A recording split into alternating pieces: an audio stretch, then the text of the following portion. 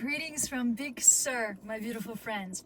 Last night I watched an incredible video about a girl who talks to plants. Well, the plants communicate to her their needs. So all of these girls' friends bring their house plants to her whenever something is wrong with them, and they communicate to this girl whose name is Violeta, I believe. Let's just call her Violeta. And they tell Violeta what needs to be done to make them feel better, right? So I wanted to, and then when Violeta passes on the instructions to the owner of the plant, and the owner of the plant implements them, the plant always comes back to its full vitality, sometimes even comes back to life.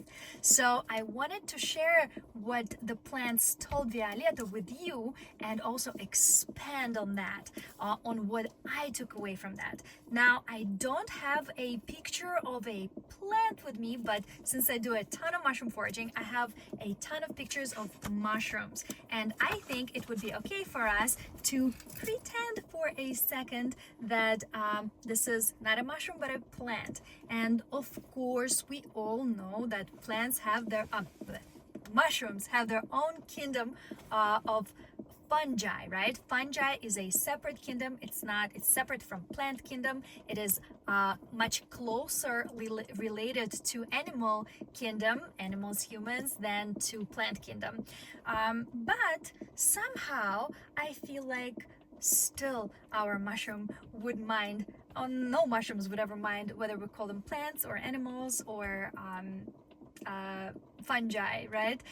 Because everything in the world, everything in nature, in the environment is so interconnected, interrelated. It is all one, and all these categorizations, we just need them for us humans to understand you better. Now, imagine that this is a basil plant, because the basil plant is the one who gave this incredible piece of knowledge, these instructions to Violeta, which she passed on to her friend, and also in the video. So the basil plant said, when my owner comes and cuts me, let's say right here, right, to put this part of me into the salad, she never lets me know prior to cutting me. So I get startled and scared when that happens, right? Here I am growing, everywhere. My awareness is in all of me, in all of my pieces, in my stems, in my root system, and in the all the branches. Now, when you cut me like that without a warning, I get scared, and my awareness, instead of staying in the plant, it kind of goes all the way down into the root system, and then you see the yellowing of the leaves and other things happen, right? The wilting of the leaves. He says also you're picking that fear up with the piece of me that stayed right with you in your salad. So you're basically eating fear in a way. So for that to avoid that and to have the most beneficial relationship between us two, the plant suggested that the girl comes to him the day before cutting him for the salad, and tells him and touches the part, like, I'm gonna cut you tomorrow right here for my salad. And the plant, he says, of course, that's what I'm made for. I'm made to share. I can regrow all those parts. So by you telling me in advance where you're going to cut me, I can take my awareness away from that place and gently bring it into other parts of me, not just hide it in the roots, right? I just redistribute myself, so to speak, in all the other leaves, and maybe focus my attention on growing another part for now, if you want this new fresh part here. So that makes all the difference to the plant and also to you, right? Because now you're going to be cutting a piece of a plant that is full of nutrients, full of everything, but it just doesn't have the awareness of the plant, which is wonderful. I always was wondering, well, if plants are alive, how are we eating them, right? But this makes total sense, because it will allow the time for the plant's awareness to go elsewhere so that you're getting all the nutrients, as I said, I'm repeating myself, but not the awareness or not the fear. Now, this is incredible piece of information, and I'm studying native culture, so I know that native people have known this. They communicate to plants all the time. I communicate to plants in the wild. I don't have house plants, so I didn't know this part, and I didn't know this part of information. So I'll tell you why it is so incredible that Violeta shared this with us. So you know how when we drive in the city, right, there are a lot of plants in the city, but somehow I never feel the connection to them. I always need to go further out. I need to go further out into nature. I bring my kids out into nature to communicate, to feel that energy, to feel that presence of the plants.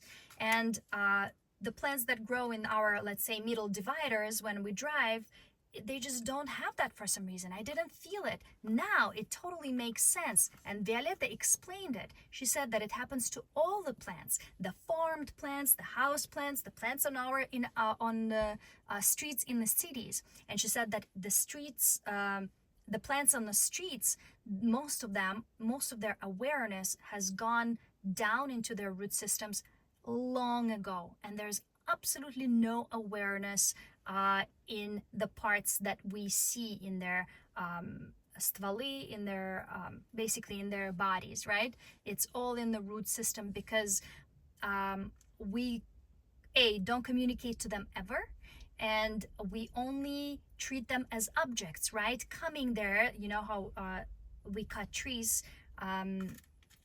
tree branches, tree crowns, right? One day you're driving on the street and there are beautiful trees, and then the next day you drive and there's all these chopped up trees, right? They cut off the crowns, and so they don't get into the electrical wires, or so they proliferate better. I'm not sure for the reasoning for that, but sometimes it happens to the entire tree. You have this beautiful oak tree and you're driving by it, and then one day you drive and it's just a stump. So guess what? Nobody communicated to the trees that they are going to be cutting them. So because of that, most of the plants in the city have long understood that nobody's going to communicate with them and are always hiding in the ground. And it's very interesting because I have noticed that when I touch the ground in the city, I do feel like this communication, a little bit of this clarity is coming in. But when I'm driving and I'm opening the window and I'm trying to communicate with a tree in the middle divider, I never feel anything. So this explains a lot to me, but I want to go even further with this and say that I think that the same exact thing happens to human beings, that we have our bodies up until some point, right? I notice this with younger children, that they're full of awareness. When you speak to them, they listen to you, right? You can see that the awareness is all the way up here and it's looking at you with the eyes and it's speaking back to you with the mouth. And that as we get older, that awareness somehow learns how to retrieve and how to escape. I don't know why this happens to us humans. For example, maybe there is not enough communication between us about the actions that we do, but either way, I feel like, the older we get, and I feel it starts with the teenagers, when you start talking to a teenager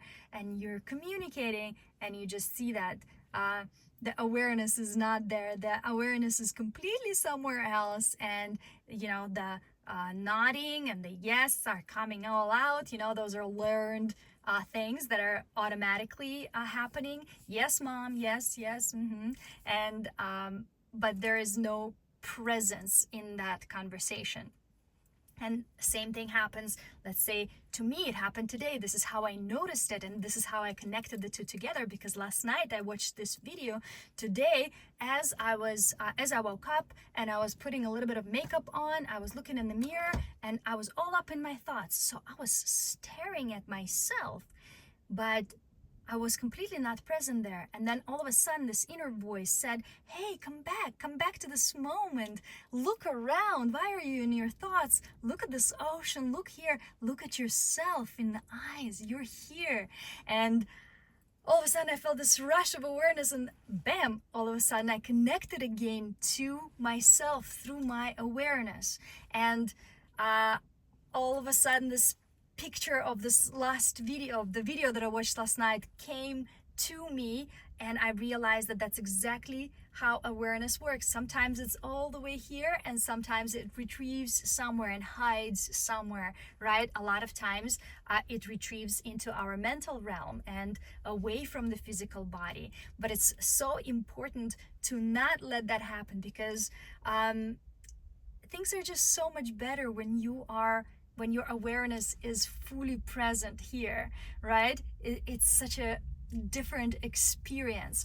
So something to contemplate on, something to consider and to practice, right? So from the moment I pulled myself back into my body through my eyes, I was like, hey, like, you're here. Oh my God, yes, I'm here. Away from my thoughts, away from my worries, and into this moment. It was a beautiful moment, and I'm going to practice that over and over and over again to and maybe visualization, visualizing it like in the trees, right, in through the plants, that the awareness comes back from the roots and all the way into the crown, like into the crown of your head, and then through your eyes. So I'm going to practice doing that through visualizing maybe a plant, how that happens to a plant, or maybe just visualizing my body. I'm just brainstorming here. Just wanted to share this beautiful discovery with you, and let me know what you think. Do you communicate with plants? Do you own house plants, or maybe you are a farmer? Back in the day, Native Americans, they would always communicate with plants. All plants are beings, no matter how we separate them into kingdoms, whether it's fungi or plant kingdom or animal kingdom. They're all beings. There was no separation between animals are beings and plants are things, or fungi are things. All of them were just beings. So natives used to communicate directly to them before doing anything, before using them, right?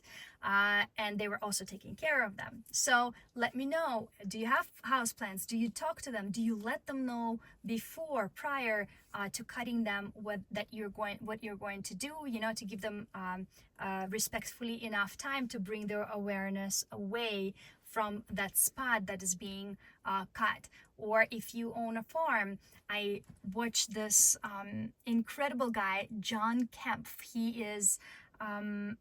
He runs this big company and has a YouTube channel about regenerative agriculture, and he encourages all of the farmers, before applying any sprays or anything, to go out there and communicate to their plants. Their plants are not robots. They have awareness, and they will listen. If a farmer creates this communication line between him, he might know what the plant needs better, and not just implementing things left and right until somehow it's magically fixed itself, right?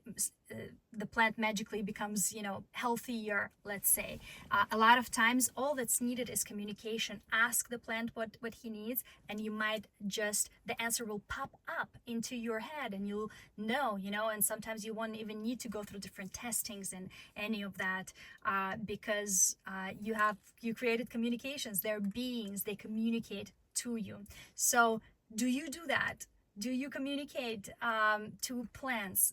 Do you hear them speaking back to you? Let me know in the comments below. Let me know what you think about what Violeta said, and how would you apply it to us human beings, right? Let's say, oh, well, basically, yes. How would you continuously keep your awareness here present? Should we do it by helping each other, by communicating with each other? How would you do it if you're just with yourself? I know it's super confusing, but I'm confused too with that. I want to find out how to keep my full awareness here all the time. If you have any tips, share them in the comments below. And I love you, and have a beautiful day. See you later. Bye.